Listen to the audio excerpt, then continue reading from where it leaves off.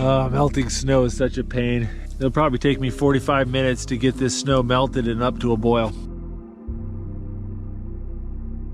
All right, we got the water boiling. It's time to make some food.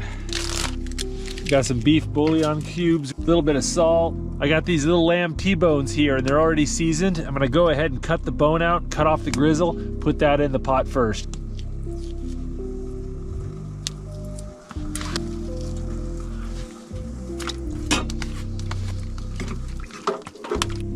Food always cooks slowly on a hot tent stove, but I'm in no hurry.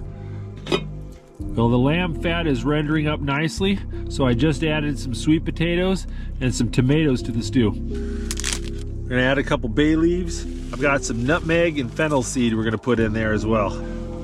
Got a little white vinegar. All right, we're gonna let that simmer. Just got a weather alert on my phone. It's supposed to be a blizzard warning tonight.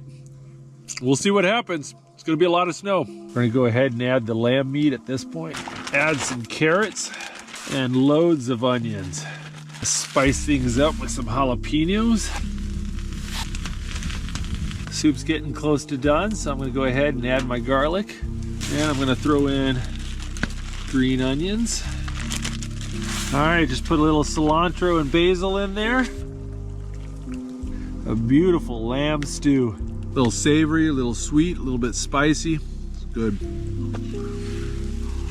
That was pretty good. That turned out really nice. Time for a little dessert. Oh, got a little cherry pie for dessert. Warm pie on a cold day. That was good. Gotta go do some dishes.